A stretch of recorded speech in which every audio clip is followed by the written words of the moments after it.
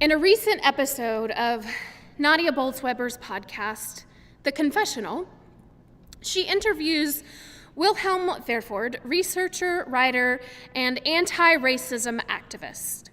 Wilhelm is also the grandson of the South African Prime Minister from 1958 to 1966.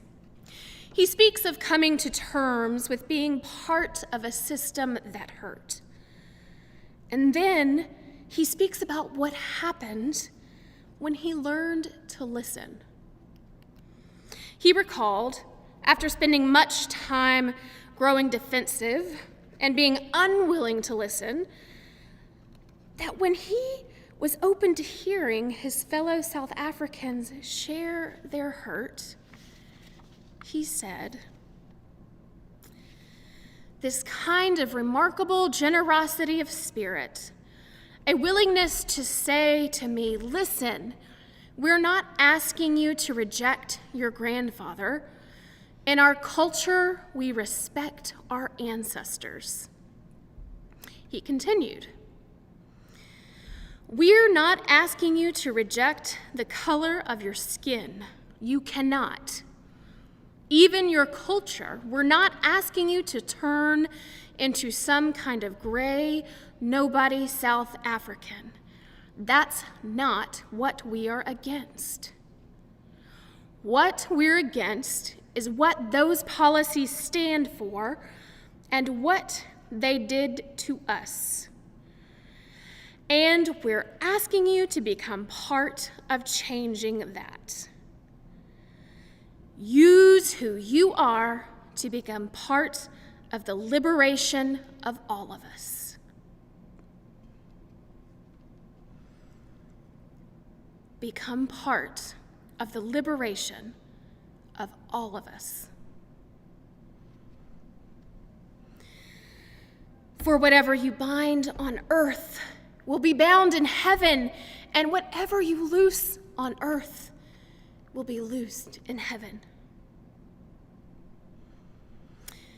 It might sound simple enough, but if conflict resolution and reconciliation were simple and linear, I don't think people would have taken the time to bother Jesus with it. We see in the beginning of this text that everyone has the freedom to voice their pain. Throughout the text, we see a call for others to bear witness to pain. And time and again, we see that those who are being confronted are challenged to listen. Listen. Listen.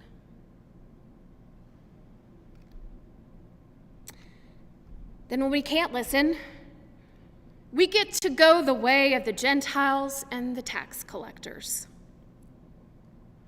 Now, before everyone breathes a sigh of relief that the alleged bad guy will be dismissed like the unruly uncle from the Thanksgiving table, let's remember that Jesus dined with the Gentiles and the tax collectors too.